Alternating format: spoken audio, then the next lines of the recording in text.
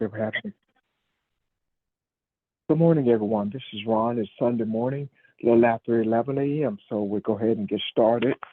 Uh, just briefly, what we looked at on yesterday was kind of start off with questions. And the first question was from Leviticus, talking about the gender, what we had discussed several weeks ago, looking at different types of genders or different genders. Uh, and compare it to what was in Leviticus. And the question centered on nakedness and what that meant. And the pastor went over that on yesterday and sort of put Leviticus in perspective as well. So we, again, other questions talking about being born again, gaining some understanding and all that, and understanding that that was talking about rebirthing your understanding and the things that you value, going back to beginning to even questioning everything that you've been taught or everything that we've learned. So we left that and went into Matthew 24, chapter 24. And the big thing there was looking at Christ, because as Pastor said, we have we have a different view of who Jesus is, and people pray to Jesus when they were never told to pray to Jesus. It was more his message that we are to learn from and pick up on the principle of it, but we are not to worship him, the man, which has taken place through religion. So we looked at that verse, and that chapter and what that meant, and particularly verses 29 through 31. What that means when he, as me just quoting, when his return, when the spirit of him or the principles never left. So there is no returning because he never left. So without going into a lot of detail on that, that's where we were on yesterday. So today, where are we? Questions and or comments?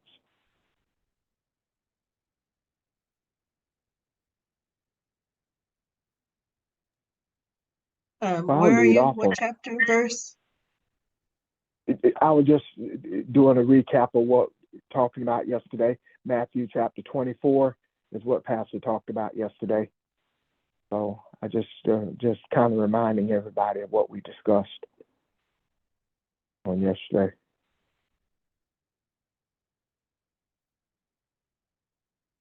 Yeah, we went into Matthew 24 on yesterday. I saw something this morning that I thought was very interesting, and we look at you are riding down the road and you see an animal or you see something on the side of the road, whether or not it's a cow or a deer or a squirrel in a tree or something. We don't think about those things, but I don't know if you guys look at Sunday morning show called Sunday Morning on CBS. They had a segment on today about the beaver. Did you know that before they killed the beavers for their furs, we did not have any problems with floods, with droughts, or with fires, wildfires? They talked about the engineering that they do and the wetlands that they leave in, and how they change the landscape, change the greenery in the earth, and keep the forest moist, and just by the way they reroute water. And when we kill them all off of the furs is when everything got out of balance. And I just thought that was the most interesting thing. I never would have put those two things together. Or even when we know better, we still put dollar signs ahead of everything. I thought that was interesting.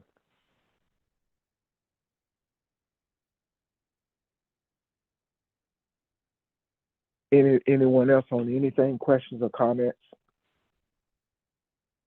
Anything?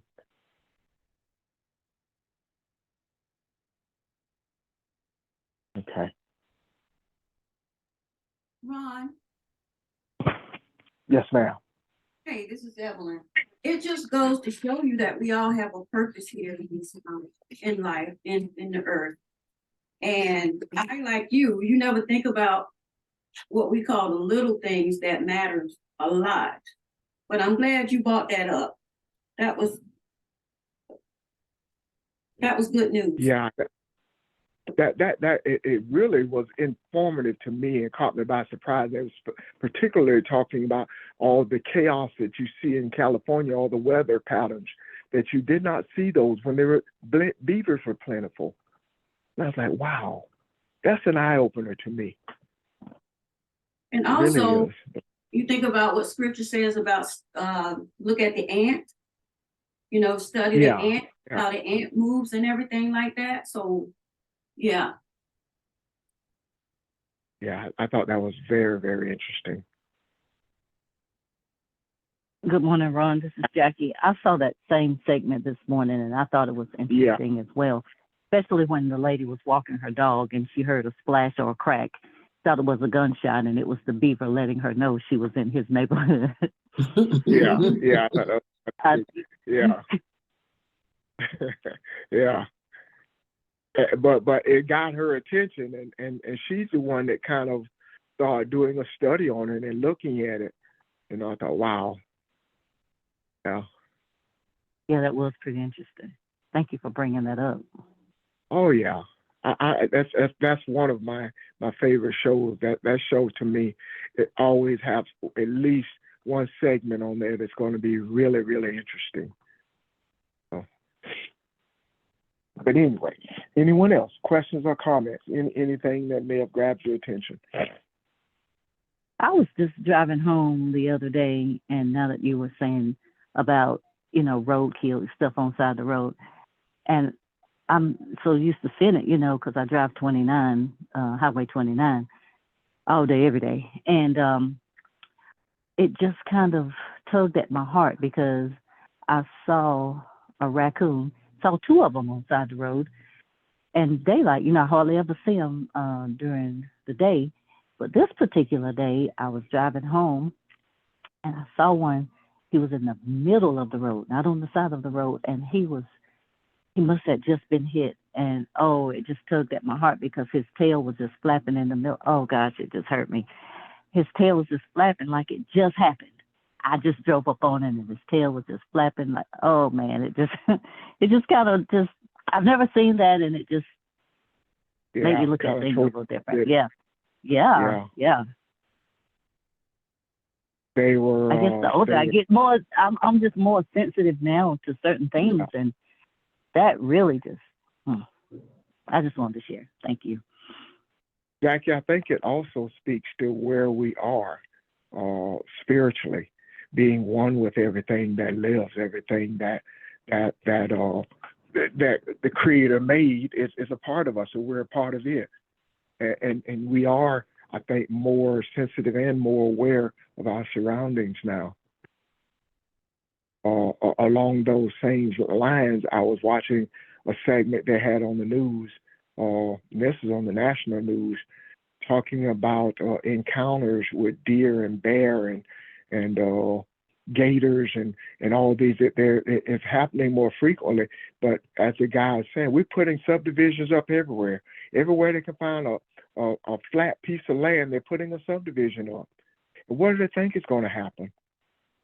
I mean, you're knocking down trees and you're taking the land, and as one of the guys said, we don't plant anything or leave anything for the animals to give them a place to go. We just like, oh well, we just figure they're going to go further in the woods, but we keep taking the woods,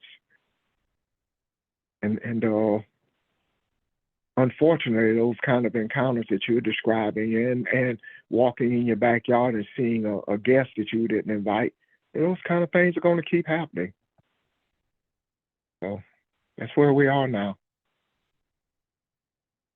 I agree with you, Ron. Thank you for sharing that and bringing that up. I knew it had a spiritual connotation to it, because it just seems like everything now, just I look at it, I just have a different feeling about it. So thank you for Yeah.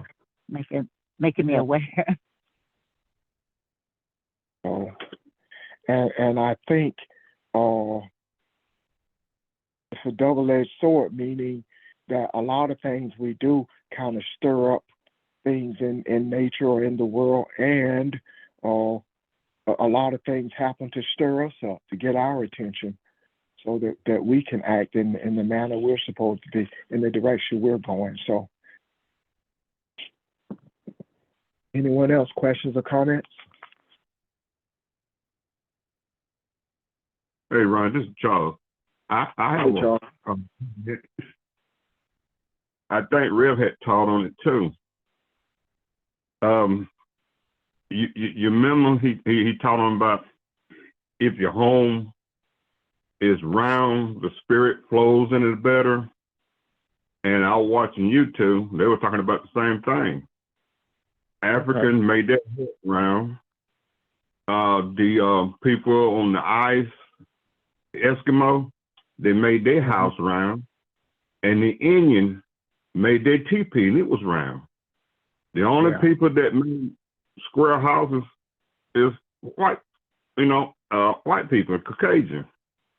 And Rev had taught us on this, that if a spirit can't move that good in that home when it's got four corners, but if it's round, there's no corner, it flows better. Yeah. You remember that teacher he was teaching us about? Yeah, we were talking about energy and how energy flows. Yeah, I remember. I don't remember all the details of it, but yeah, I do remember, Charles. You said something about on YouTube. I'll take a look at that. But you I lost a train of thought. I lost the train of thought. Go ahead, man. That's okay. If it comes back to you, just say it. Okay. I'm gonna write that down because I might take a look at that if I can find it out there. But thank you. Good morning, Ron. This is Richard. Hey, Richard. Good morning. I didn't catch the name of the lady that spoke 4 minutes ago about feeling. I'm not sure how to say what she said. If she could say that again, and I would greatly appreciate if she'd be willing to share where she think that's coming from in herself, and what's maybe prompted the change, that sense of a different relationship or connection. I'd like to hear that. Okay, Richard. Okay, good morning, Richard. This is Jackie. Okay, Jackie. And no, I don't mind at all. And as Ron pointed out, I think it has a lot to do with where we are with our teaching. And Pastor has taught on it as well. It's not like a time that you don't know the time that you arrive to your sensitivity or to your spirituality, your growth. You know it's there, but I guess things that happen to you, like, it's almost like an aha moment, if you will. Like, man, I could remember the time when I didn't care, or I'd look at it like, man, go ahead with that, or something to that effect.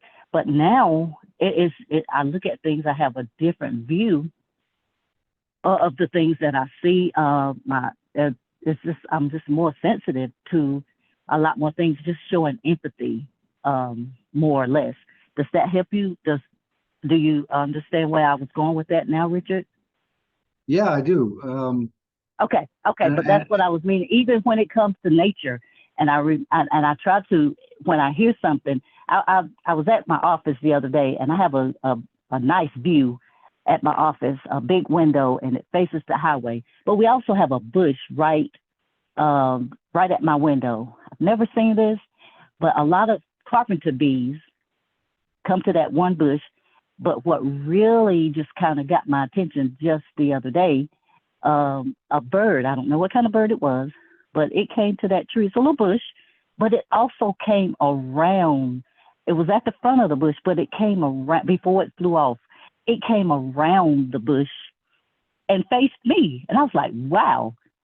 And I just looked at it for a second and then it took off. And I was like, okay, God, I see you. I hear you.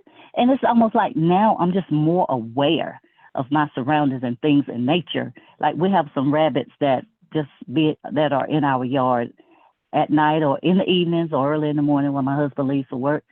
And I walk into the door and he'll say, I see your rabbits or something. And I try to feed them. But and I really wish they would stay in our yard, but sometimes they're all over and we have a busy highway, people flopping down this road. And so one got hit. Oh man, he was run over. And my husband said, babe, your little bunny was run over. And I just didn't want him to be out there in the road. So he took a shovel and went out there and removed him before somebody else, come by and drove over him. So now it's almost like, again, I wouldn't have cared about that a few years ago, but now I'm just more sensitive and showing more empathy. And it does have a lot to do with where we are spiritually. Thank you. I'm done.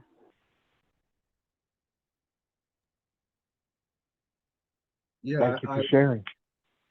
I was curious for you to express how you felt there's a change in you happening, and it's not necessarily something you're always aware of. Occasionally something prompts it. Your sense of empathy, what's that doing to you in terms of your being more calm about yourself, more positive about yourself? I don't know if positive is the right word. Things like that. How's it affecting you? That was kind of what was behind my question. I would say positive. I think positive is a good term to me because it not only just goes with my sensitivity, it goes beyond that. And I try to I look beyond the thoughts of what could be negative. And I look at it as a positive. Now I'm seeing things, the way things happen. Yes, they happen the way they were supposed to. And I had another aha moment, and I was sharing with one of my friends just the other day, a week or so ago. We were talking about something, and I said it happened the way it was supposed to. I said, just imagine if all of us could live our lives like that, like it happened the way it was supposed to, or it happened when it was supposed to. I had an ordeal this week I was dealing with, and I was really tired and frustrated. And I said, okay, God, I trust you. I trust what's in me. And I know it's going to work out. And it did. And it was just awesome the way it happened. But it was just at God's timing. And now I'm learning how to settle down and listen and breathe. As Kathy would say, sit with it. And I'm just learning to understand God's timing, or the Creator's timing. Is that more clear, Richard? Yeah, or yeah. I don't know what you're asking for. Okay, because that's how I'm feeling now. Well, if you, okay. One thing I don't think we do very much is to sort of share how, I mean, we could get into whether you feel like you're learning and seeing something new, or what you're really doing is letting go of things that have blocked that feeling and vision before. Little nuanced differences like that. And the more we can share that kind of thing with each other, I think the more we can encourage each other by all this experience, if you know what I'm trying to say. So that's it. It's just exploring that a little bit. And I appreciate your sharing it. I think, anyway, yeah. So that's it. I didn't have a big question and trying to prove anything. I just want to know what was the feeling underlying that, where you think that change is coming from within you. I'm not so interested in, I can get the idea that some of that can be prompted by what you're coming to understand in a different understanding of scripture and more generally in the discussions we've had. But at the end of the day, what's it doing to you? I think we could each, it'd be wonderful if we could each share that more with each other as an encouragement, etc. So anyway, so I appreciate that. Thanks. Thank Oh, you. no problem. You're welcome. But I see growth. It's growth for me, and I feel great about it. And I want others. You know, I always my morning confirmation or affirmation is be the light that I was created to be, and don't dim your light for others. And so others can see that light in you, and they be like, man, I want some of that. You know, so and that's how I try to live my life daily. And I don't get it. Let's don't get it twisted. Now it's not every day it's a good day, you know. But I'm working. I know I'm a work in progress. We're all a work in progress. But that's my morning affirmation, if you will. I'm done. I think it's moments like this that kind of are measurements to us to show us where we are. And as you say, it hasn't always been the case, but you've become sensitive to the things that you may not have paid attention to several years ago. So, in other words, they're a part of you now. You're not just an observer of nature; you're a part of nature, and nature is a part of you. And that's the objective here. In fact, that's a beautiful segue into where I was hoping to go this morning, unless someone else has a question or comment.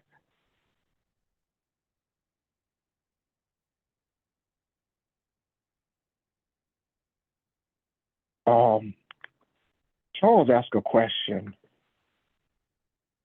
several weeks ago now, and it made me take a look at Genesis 19. Charles's question comes from verse 26 in Genesis 19, and this is talking about Lot and Sodom and Gomorrah, but it says, but his wife from behind him looked back, and she became a pillar of salt. And that is, it was something that I had looked at several months ago, some of the surrounding verses, and I still don't see all of this. It's a lot of stuff in here. So I've gone all the way back to chapter 13, reading coming forward in this, because one of the things, you know, just reading the story, if you're not careful, depending on where you start, you would think that God wanting to destroy Sodom and Gomorrah has something to do with what happens to Lot here. But in reality, that started some chapters ago. So the angels were coming to do what they were coming to do, regardless of what was what else happens here. But all of that is a part of this. So, but there was another section of this that really, really grabbed my attention. Chapter 19 of Genesis, okay, verse 1 and 2. It says, now the two angels came to Sodom in the evening as Lot was sitting at the gate of Sodom. When Lot saw them, he rose up to meet them and bowed down with his face to the ground. And he said, now behold, my Lord, please turn aside in your servant's house and spend the night and wash your feet. Then you may rise early and go on your way. They said, however, no, but we shall spend the night in the square. Yet he urged them strongly that they turned aside to him and entered his house, and he prepared a feast for them and baked unleavened bread, and they ate. Okay. What got my attention was this. If you back up to the previous chapter, chapter 18, I'm going to read the first couple of verses of that one as well. It says, now the Lord appeared, and this is Abraham. Now the Lord appeared to him by the oak of Mamre while he was sitting at the tent door in the heat of the day. And when he lifted up his eyes, he looked, and behold, 3 men were standing opposite him. And when he saw them, he ran from the tent door to meet them and bowed himself to the earth. And he said, My Lord, if now I have found favor in your sight, please do not pass your servant by. Please let a little water be brought and wash your feet and rest yourself under the tree. And I will bring a piece of bread that you may refresh yourselves after you and may go on your way. Go on, since you have visited your servant. And they said, do so as you have said. So Abraham hurried into the tent to Sarah and said, quickly prepare 3 measures of fine flour, knead it, and make bread cakes. What is the difference between Abraham sitting in the tent and Lot sitting at the gate? That's what got my attention. That's what got my attention.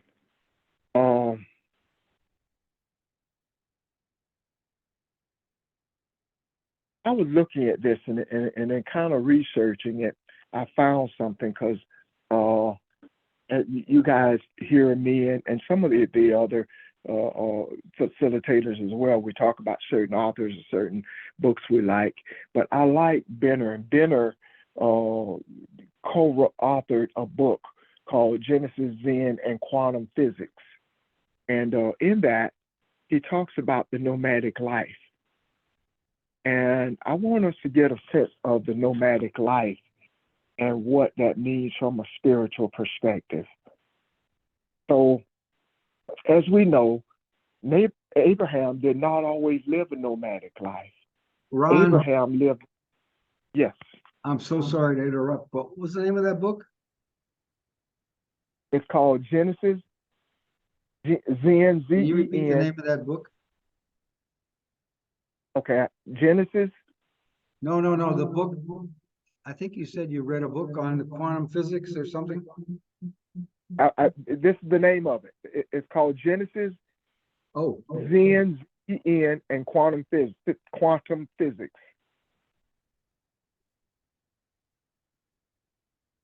okay. Thank you. Yes, sir. Genesis. Genesis, Zen, Z-E-N, and Quantum Physics.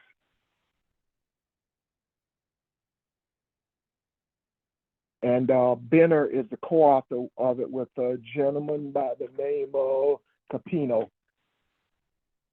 Okay, but the whole idea of a nomadic life is keeping you in the now, living in the now. What Jackie was describing with her ordeal with the animals is her being in the now. That sensitivity, that place that she is now. We are more aware of things than we ever have been. We're not so busy with stuff. So when Abraham leaves his father's house, he starts on a journey. And that journey makes him a nomad. So all those things that he does, he paves the way. He follows the direction of God. And with each step, he is aware of where he's going. So it takes you to a different place, a different mindset. I walk away from the values of the job. I walk away from my car, my house. I walk away from my titles. I walk away, and this is more important than the actual physical material things. I walk away from my status. I walk away from the image that I have built up for Ron to be. That's the part I struggle with. So when Abraham sits in the tent, that tent represents something. That tent is talking about you are the human. You are the human that sits in between the soul, which is represented by the tent, and the universe, represented by the the wilderness that he lives in. So Abraham sits there awaiting. He's fully aware of who he is, and he is awaiting anybody to come by, because he is one with nature. He's one with all that is. So the difference between that, any questions about that, first of all? Ron, I have a question. This is Vermel. Hey, Vermel. So are you saying our bodies are representative of the tent or the gate? No, ma'am. I'm not saying your body at all. Okay. I'm disregarding your body. I'm talking about your spirituality, your persona, the essence of who you are. Okay. Vermil decides what is valuable to Vermil. And the more you see cars and houses, and we have to work. I'm not putting that on jobs, saying like that. But, you know, if that is your important thing, and even ball games and running here and there, and all the things that we do that we put values on, you do not see who you are. I love the example Jackie was talking about. How busy was she a year or so ago that she never would have seen that bird, or never would have paid attention to it? How does she know the bees were out there? They may have always been there. But when you learn to live in the here and now, and you recognize that I am that bee, I am that bird, I have sympathy for that poor bear who's in somebody's backyard who may get shot because everybody's taking his home. There is no place for him to go. I have sympathy for that animal that was hit, because the poor animal is just trying to find food. So when we look at this, looking at the wording of this stuff, and look at this compared to what Lot did. Lot is the nephew of Abraham, and a lot of who he is, it comes from Abraham. You see, he does the same things. He does the same kind of things. But you remember, when the two of them separated, he was living in a tent. But all of a sudden, Lot now lives in a house inside the gated city. So his value system is changed, and you will see evidence of that as this story unfolds, as it has tendency to happen to all of us. Something that Benner said that I had not paid attention to. We talked about Egypt being a cramped space. Excuse me. We talked about Egypt representing religion. We talk about Egypt being that place where you do not expound, meaning that you cannot see who you are. There is no room for growth. There is no room for expanding there. And he brought up an interesting thing. He said, if you notice, God did not speak to anybody in Egypt. He did not speak to them until they were out in the wilderness. So that's a spiritual message right there. We put ourselves in cramped spaces when we value everything other than what is important. When we value things other than value the universe and what is nature, and not put ourselves in the here and now. Not understand that these energies and these feelings, and as was pointed out in the earlier part of our discussion here, those things that you did not see, you're able to see now because you're not in the same place. Does this make sense, y'all? Yes. Ron, this Yes. is Evelyn. Okay. Help me understand what you just told Ramil as far as our body, the shell that we live in, this grave, is not the tent that you're talking about, because all those things that you describe about what happens in the tent, isn't that what's not that happens inside of us. And I need a little more clarity that our body doesn't represent that tent. Maybe I'm seeing it different, but for some reason, help me understand. Give me a little more on that tent, please. I'm saying that that tent represents something far greater than this body. Just as Lot sitting in the gate represents something far greater than the body. I'm saying that the him sitting in the tent is a metaphor for him sitting between his soul. It is his humanity that is turned to the universe. Him sitting there is saying, I am the welcome mat to my soul. I am the welcome mat to anything that is in the universe, anything that is made by the Creator, I bring to me. I attract this stuff. I attract this. I attract it with who I am, with my essence, because I recognize who I am. That's what I'm saying. So I'm looking far beyond the body. I mean, if you need to see it that way, I do see what you're saying, but I'm looking at this from a different place. No. And as I got what you're saying as far as you looking at it past the physical. Yes, I got that part. But I was just thinking, everything that we see externally is what's inside of us. I got that. But when she was talking about the tent part, that's what I was talking about. But I hear you when you're talking about, it goes further than the body and the tent that we're talking about. I got that part. But even Evelyn, even if you were saying that, the tent is the body, it's still more than that. It isn't the body that you think it is. You see what I mean? That's what I'm trying to get us to see. Yes. It's not just talking about this body it houses the essence of who I am, because it does not.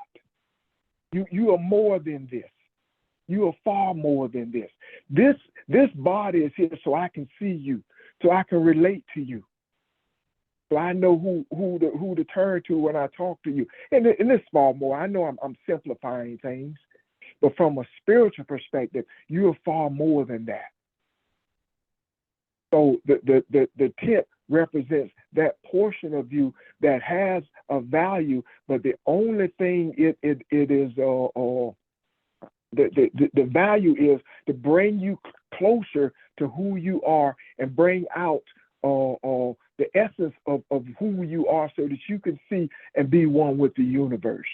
That's what this whole thing's about. So that's why I was using that as to make a contrast between Abraham and what Lot was doing. I got it. I appreciate it. Well, this is Angela. I got a question. Yes, ma'am. What you were just describing a while ago about the tent is, I don't know, it may not be, but is it something like, we had talked about Jesus saying, in my Father's house there are many mansions, talking about going within yourself. Is that totally different? I just thought about that. Well, all of those are metaphors. Every bit of that is a metaphor for something like that, about the same thing, Angela. But I'm just saying the tent, looking at it from that perspective was something more. What I'm trying to do is for us. These verses are written this way so that we can see, because that's how we learn. That's how we understand things. We see and we learn from pictures, and we can put ourselves in this place. But when you move in the spiritual part, when hopefully we're moving to the point where we pull these things together and we can see them from a different place. So the tent is just the essence of your soul and your inner being. Nobody was in that tent but Abraham. That's Abraham's tent. That's the essence of who he is. You see? So there was a tent for Sarah, and the tent was joined together. But Sarah's privacy was on the other side of Abraham's tent. So they were joined together and they were one, but they were not one. They had their separateness. And there's a reason for that too, if we look at it from a spiritual perspective. So what I'm saying is, there is a part of Evelyn, there is a part of Emil, there is a part of Angela, there is a part of Ron that nobody else will ever enter. And there is a part of that of you that you will probably never share with everybody. That's what I'm saying. The essence of who you are, whether those things are good or bad, those are things, and even things that we are fearful of, or things that are that may not bring us enlightenment, they're still hard to let go. There's still things that, when I say things that you value, I don't mean that you think these things are a prize all the time, but these are things that you have your own personal reasons for not wanting to release them, not wanting to let them go. If that's not being clear, somebody help me out, please.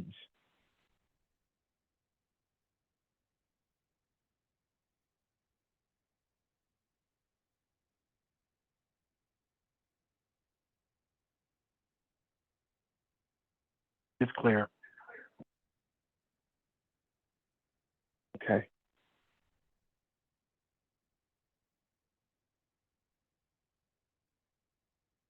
Hey, Ron.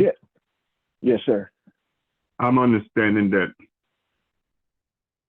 a little bit, but I'm not understanding it all. What I'm getting ready to say, once you get to understanding and realize who you really are, because we are more than these bodies. We just in this body, and you covered in this skin clothing. But once you really understand who you are and what you are, and you realize you more than this shell that we covered in, you got like Enoch, I guess that's his name, and Nick and the other man that got pulled up in the wheel in the air with a whirlwind. You won't be no more. Yeah. You understand what I'm saying? Yeah. Yeah. You're right. We are spiritual beings, Charles. We're spiritual beings, and the scripture says, I will clothe you in skin. What is the you? The you is what I'm talking about, your essence. The you that was clothed in skin is what I'm talking about. Abraham was more in touch with that than Lot was. It says here, let me get to the verse. I'm in chapter 19. Because Lot was not sitting at that gate by himself. He was sitting there with other people.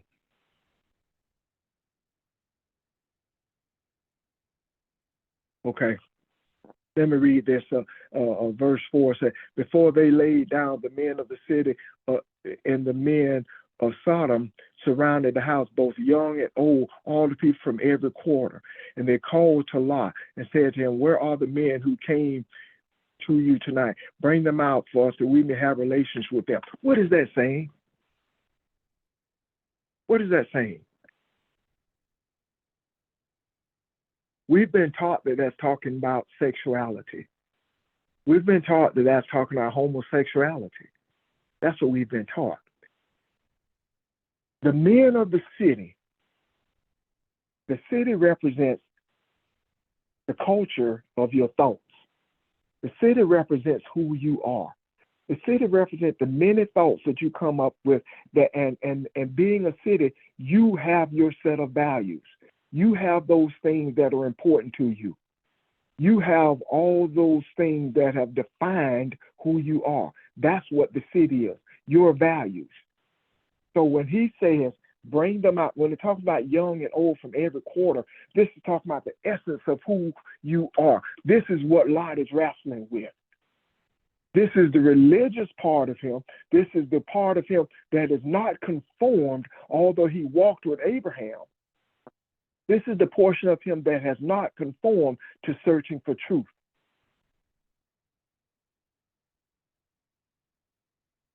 And he wants to have relations with, because I recognize something. There is a value in those men. There is a value in those messages. I see godliness in them. I see something in them, and I want to mix that with my religion. What could I do with that? I want to make this into something that I can use. Where are the men that came to you tonight?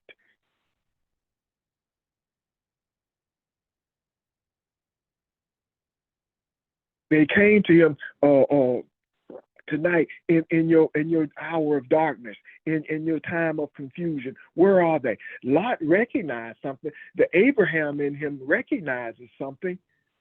He recognizes who they are. He recognized the true value in them, but he's also wrestling with it. It is no different than us to be on this phone on Saturday and go to another regular church on Sunday because you lead the choir, or you do something else, or your family's this is your family church. It is absolutely no different. And then it really even doesn't even have to be you're going to the building. As long as you still have those values that you hold on to,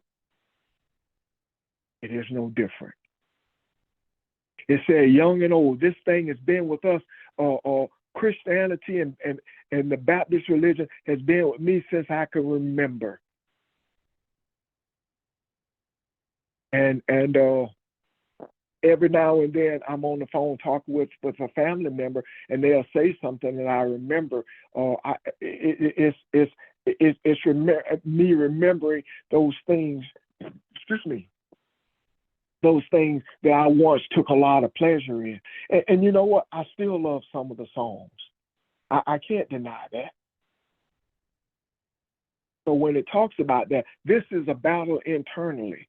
This is you fighting to stay in the here and now.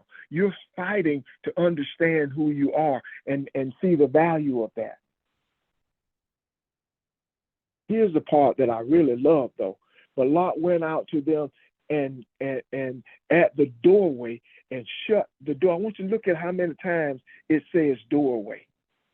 Lot went out to them and shut at the doorway and shut the door behind him and said, please, my brother, do not act wickedly. Now, behold, I have 2 daughters who have not had relationship with men. Please let me bring them out to you and do with them as you wish, as you like. Only do nothing to these men in as much as they have come under the shelter of my roof. But they said, stand aside. Furthermore, they said, this is one of the aliens, and already he is acting like a judge.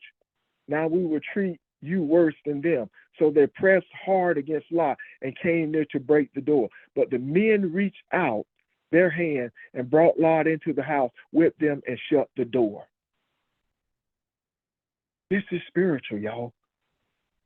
Why would you say I'm going to give my daughters to you? This is spiritual. This is spiritual. Sons and daughters come from the same root word.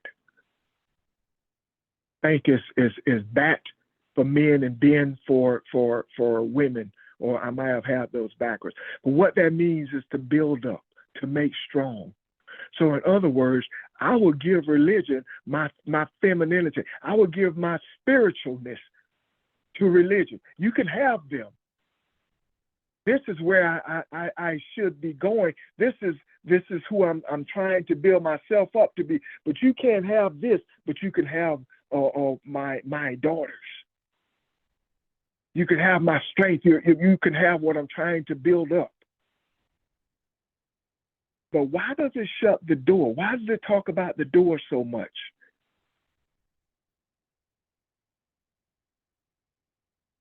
As much as you may try, these 2 worlds cannot meet. You're either religious or you're spiritual. If you contaminate those two things, you make it all religious. You cannot contaminate those two things. That doorway represents two different worlds, two different trains of thought, two different approaches to God. So when it talked about the woman looking back, that's Lot. It's saying his femininity, his spiritual essence, where he should have been going straight ahead. He could not turn loose the religious concepts that he valued. He had so much of himself wrapped up into this that he couldn't turn it loose. The pillows talk about the strength of it. The pillows talk about it being a foundation. The salt talks about the perseverance, the preserving of it. I preserve what I value. So I use the contrast with Abraham to show you. On the one hand, you have Lot battling. You have Lot battling to be who the Creator has called him to be. But when he walks out from under Abraham, when he walks out from under the umbrella of Abraham, his heart starts to change, or maybe it goes back to who he always was. Abraham walks in the direction. Yes. I'm sorry for interrupting. Go ahead. I yield. No, go ahead. Go ahead.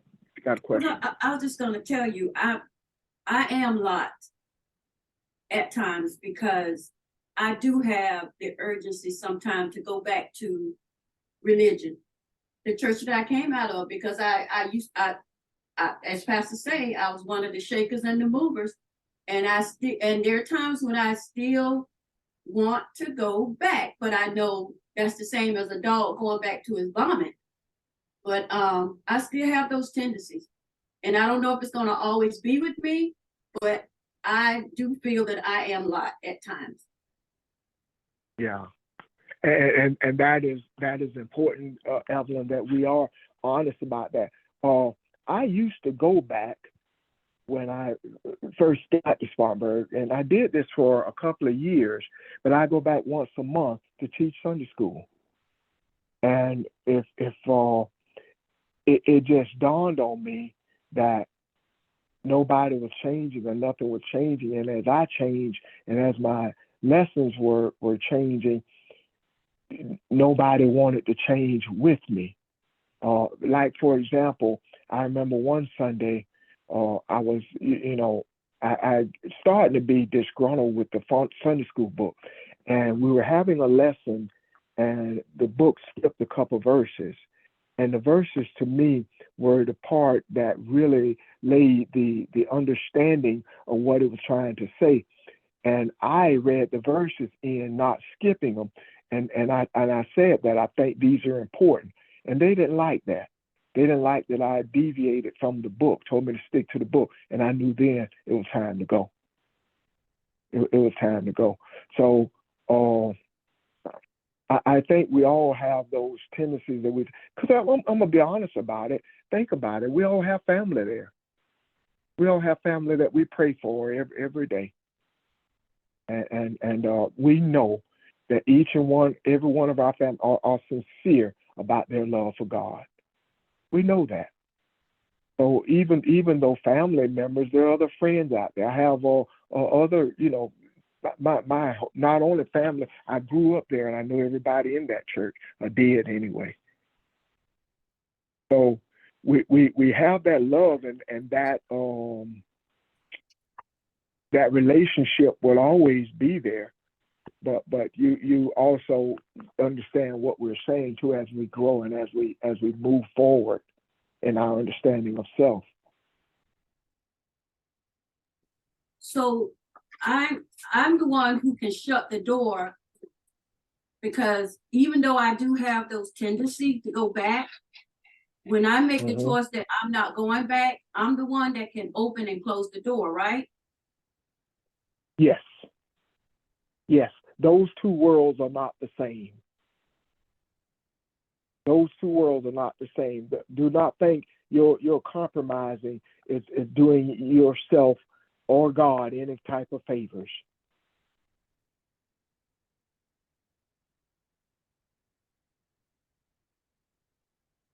Okay. Ron, I have a question. I need a little more clarity. When you were referring to when Lot offered his two daughters, Uh-huh. what does that represent again? Okay, let's go down further. Look at verse 12. Then the men said to Lot, who else have you here? A son-in-law and your sons and your daughters, and whoever you have in the city, bring them out of the place. What is he talking about here? Look at verse 14. And Lot went out and spoke to his son-in-law, who were to marry his daughters, and said, get up out of this place, for the Lord will destroy the city. But he appeared to his son-in-law just to be jesting. In other words, they didn't take it serious. What is that saying? Lot had already promised his daughters to men of the city. In other words, he was, until these two angels appeared to him, his values were looking at religion. Daughters will talk about what I'm going to build up. What am I going to become? What is the spirituality of me? The son-in-law here, the sons come out of religion. They come out of the wickedness of Sodom. So you have promised your daughters, your spirituality, you have promised them to couple, to have intercourse with wickedness. You see my point? So if you look at this from a spiritual perspective, he's all over the place here. He's vacillating between what is right and wrong. Now he left Abraham, but these two angels opened his eyes. These two angels opened his eyes.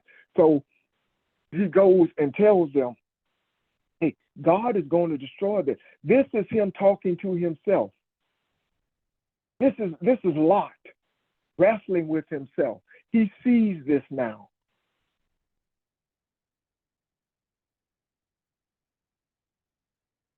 Am I making sense? Talk to me if you don't see it yet. Yes, you are. All of this is the mind of the man. All of this is coming out of his mind. Whereas Abraham was operating from his soul, this is coming out of his mind.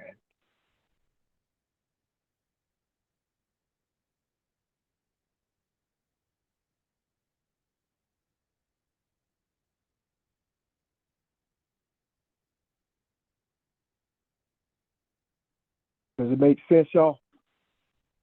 Yes. Yep. The part where I know I'm skipping a lot here because, like I said, there's a lot in here. But the main thing was when I got back and was trying to look at the question, look at the question that was asked several weeks ago.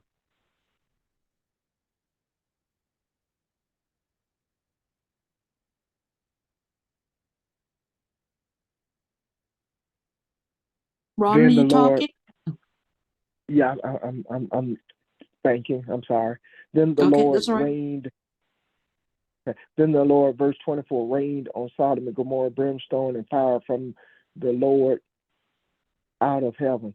And he overthrew those cities and all the valleys and all the inhabitants of the cities and what grew on the ground. Now, what does this say? And what grew on the ground?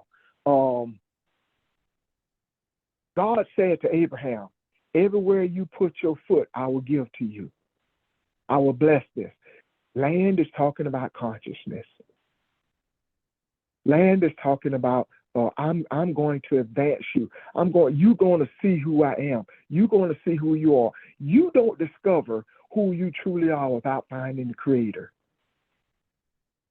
And you find it as one and the same. As Jackie said earlier, I became more sensitive and didn't even know it. I don't know when that happened. It just happened. It overtook me. Because why did it overtake me? Because I desired it. Desired it. And when I desire it, the Lord opens up the footsteps of you to raise your consciousness by taking that land. But what does it say here? Even the land was destroyed. He burned up everything. The cities and the valleys and the inhabitants, the people of the land, and what grew on the ground, everything was destroyed. Why? What grew up in the ground? Look at. Go back to Genesis. He says, "I don't have anybody to cultivate the ground yet."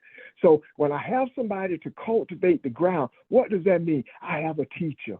I have someone who cares about the land. I have someone who will provide nourishment, who's going to till the soil, who's going to plant the right crop, who's going to make sure that there's something here that men and women and cattle and beasts alike can have nourishment. But out of this place, nothing but evil. There is nothing but evil. And this fire, as we again been taught to look at it as a punishment, I suppose it is a punishment. It is a punishment on this wise.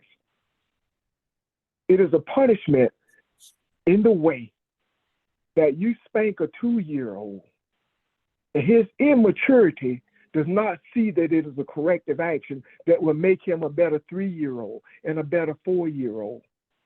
He sees it as a punishment.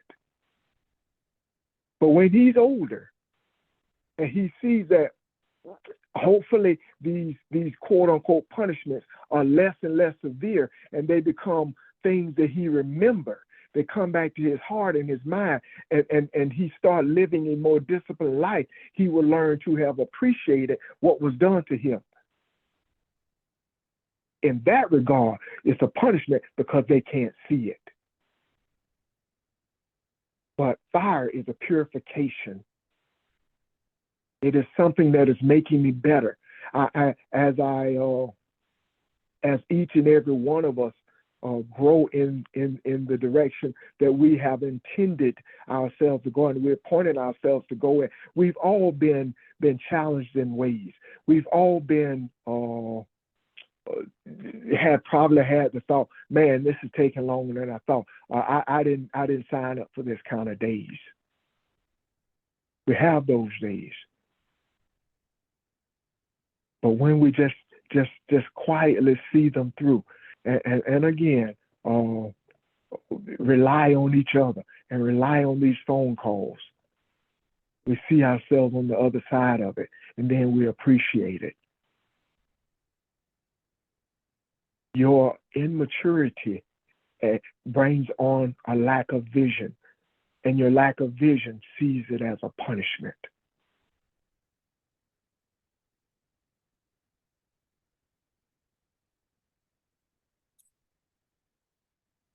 So that's pretty much what I had. I just these verses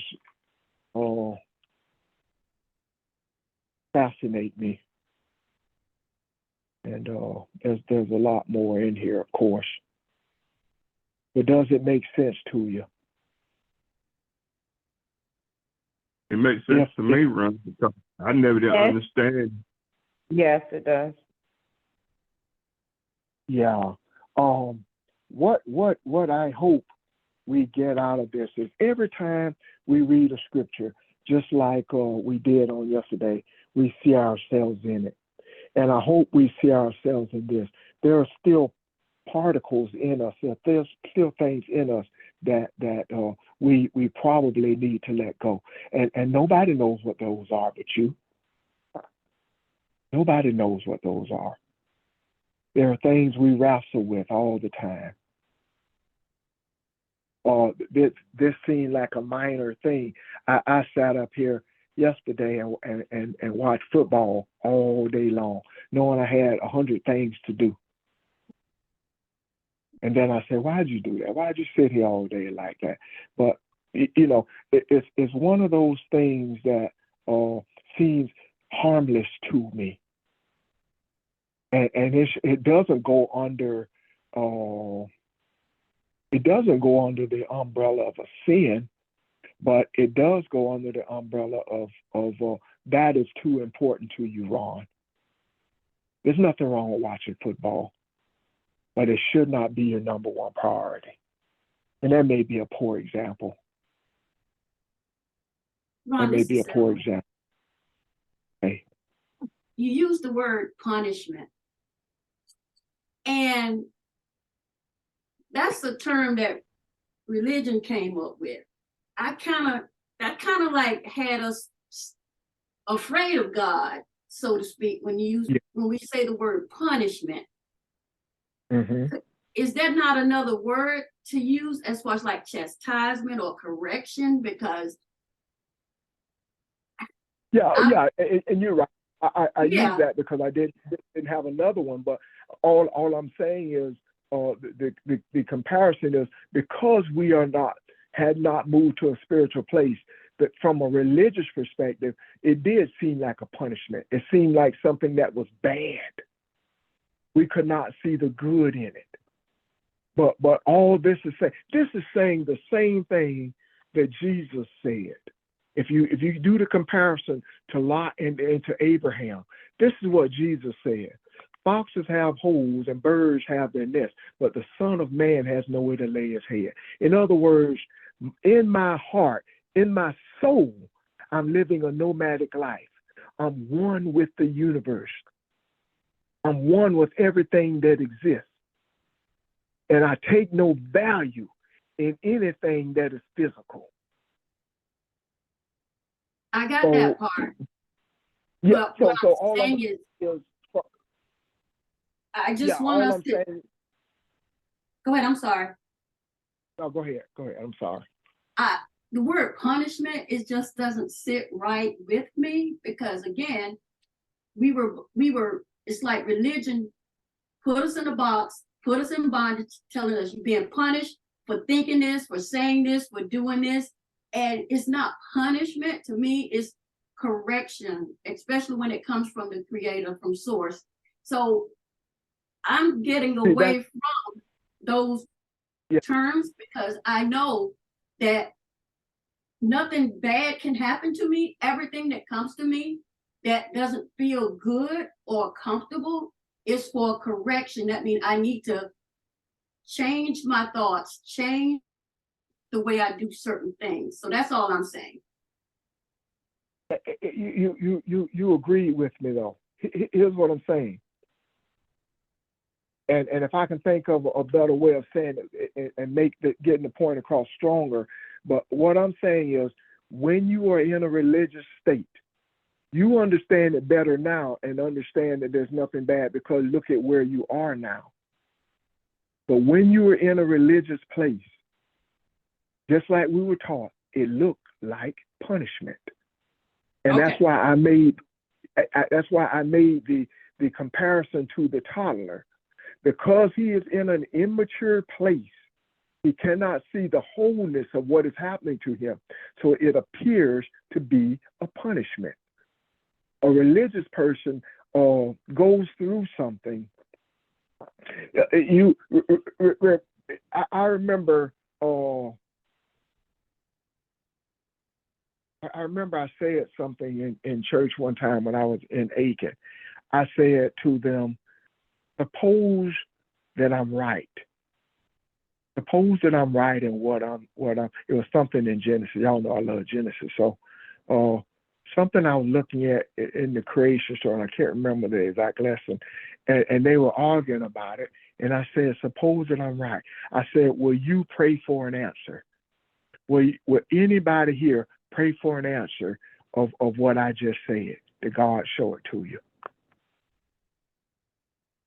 And I later came back and asked them about that, and nobody did. If you wanted to know who you are, if you wanted to know why do you get dressed up and come in there every Sunday and open that book and sit there for Sunday school and for or church service for a service and not want to know truth, why are you there?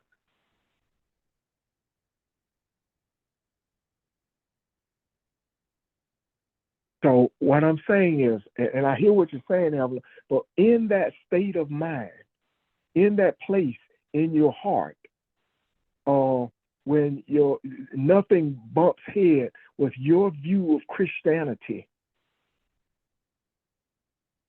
you cannot see this. You can't see it, and that's a totally different mindset. That's why I use that word. But yeah, if I could think of something different, I'll in the future I'll do that. I'll think about that.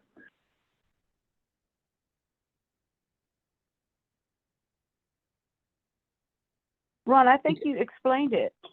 I don't think there's anything else that needs to be thought about from a religious perspective. When that's what's uppermost in our minds, we see things that happen to us as punishment because God is angry with us, or because blah blah blah. So you're saying what I thought of as a religious person. However, you and Evelyn are both saying what I believe when I expand my consciousness and strive to be the spiritual entity that I am.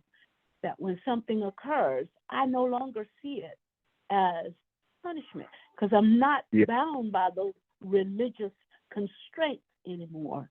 And so I now see it as, okay, what is the lesson in this for us?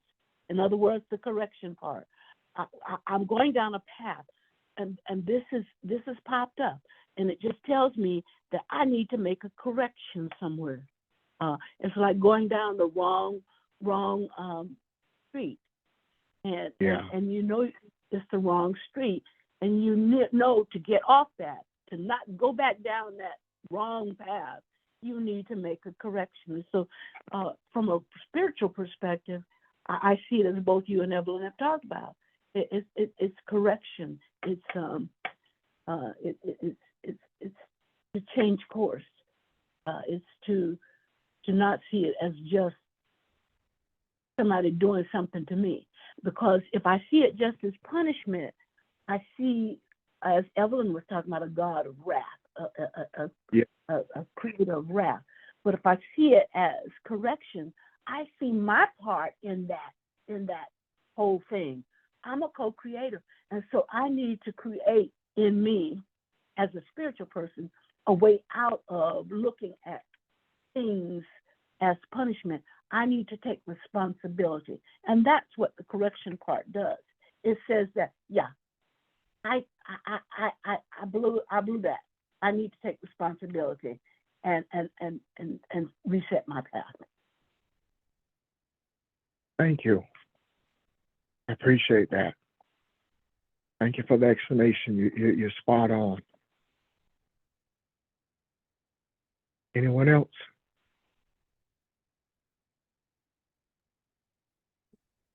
Ron, this is Angela. I got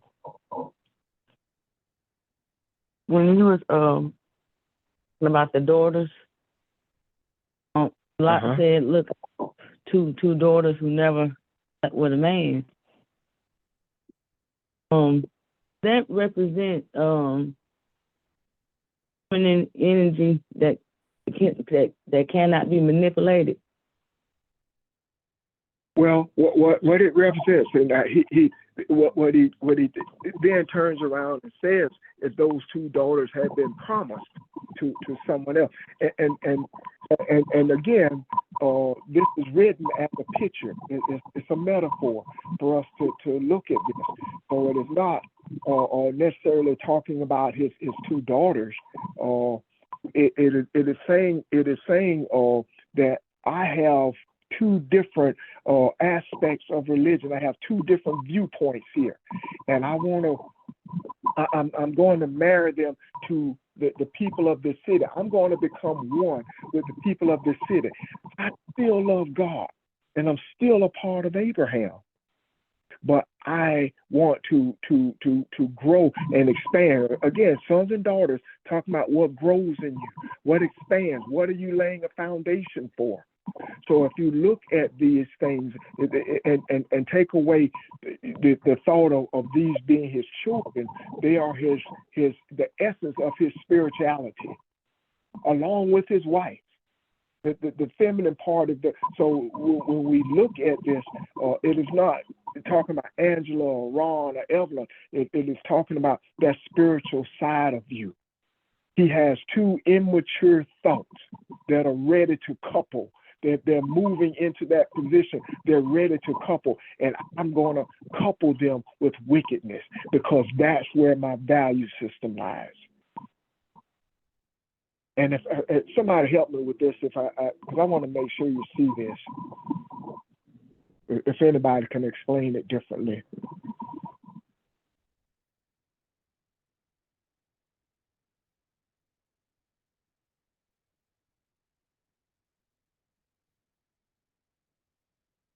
Okay. Angela, I don't.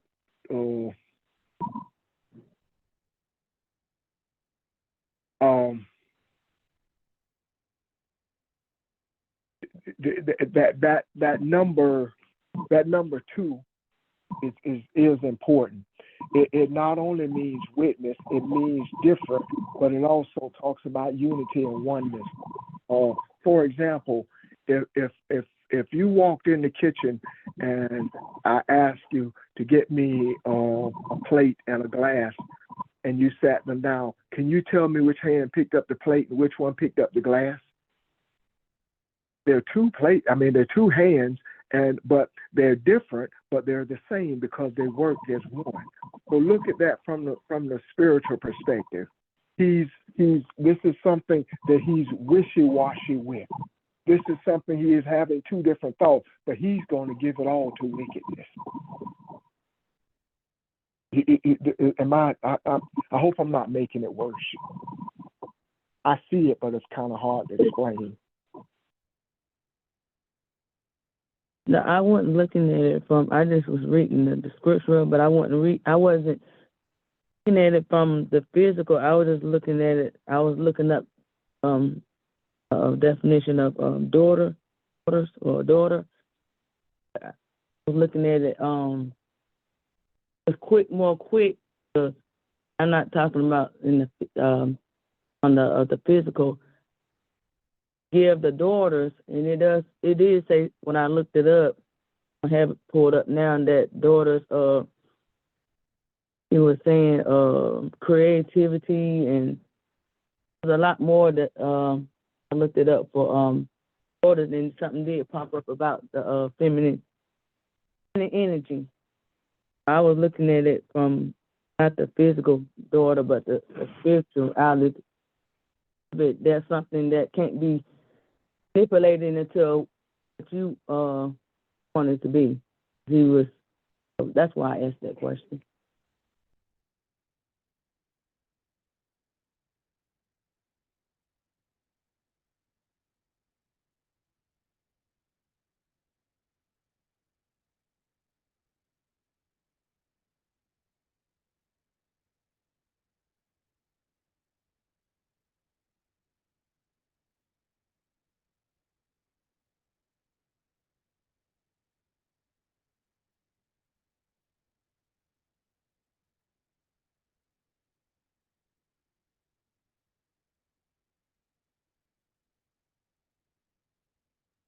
Ron, are you on mute?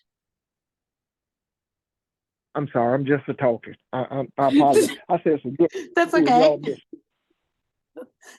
Oh no, I'm joking. Yeah, I forgot what I said now. But what I was saying is, if you notice that throughout this story, nobody's name is mentioned. Nobody's name is mentioned. Nobody but Lot. This is talking about him, the essence of who he is, and what is in him and what he's battling. In contrast, a reason why I read the first part, I see us at a place. I see us at a place where we are doing all the right things. We're following the path that Abraham followed. We're following it individually and collectively.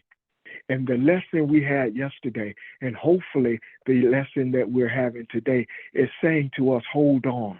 You're in the right place. You're the right people. You are looking at the gaining understanding of the scriptures and who you are, more importantly. And you're seeing, which was a hard concept for me to grasp, you're seeing how you change the world by changing yourself. You're seeing that opening up the love and harmony inside of you is what changes the world. So my focus is on the present, and I stay in the present by being a nomad. And being a nomad is my value system is changing. And that's why I was using that example of the football game. That's not a physical thing that I play a coach or anything. That's in my mind and my heart. So all I'm saying is pay attention to the signs in you and who you are and the direction that you're going in. The nomadic life says, I stay in the now. I am always present with what's now, and it makes me notice the birds. It makes me notice the poor animal that gets hit by a car. It makes me pick up and pay notice when I see the trees that are blooming. It makes me see the hurt and the pain that's in the universe. And what do? I focus on those feelings that I have, and I breathe. I breathe. And I desire for harmony. And I'm like Abraham. Stay with me. Sit with me for a while. Sit with me for a while and wash your feet. Take a rest. Let the messages of God rest with me. Stay in the now. That is the message. Because it is easy. It is easy to wrestle and to compromise and to what's the word I'm looking for? Anyway.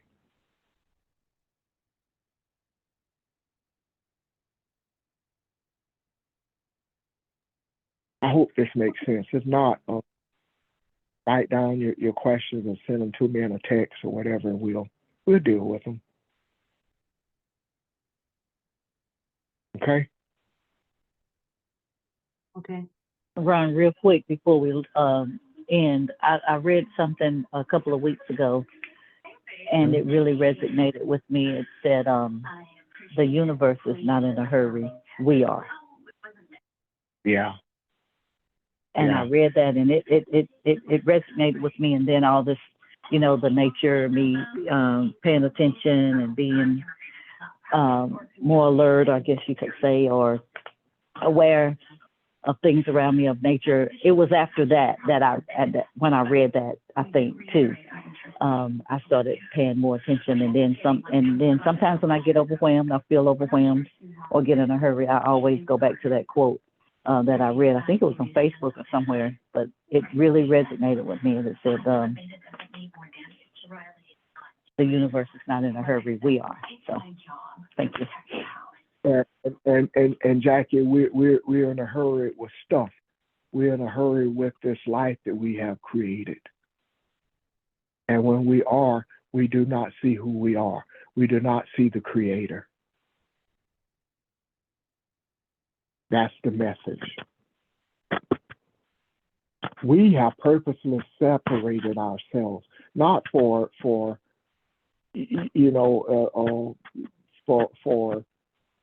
selfish reasons, but to make a change, to be the change. So just keep that in mind. Again, I hope this does resonate with you, and if not, we will discuss it again till we have understanding. Okay. Thank you, Ron. Thank you. Y'all have a great day. You have one too. Thank you. Thank you. Bye, everybody. Bye, everybody. Bye.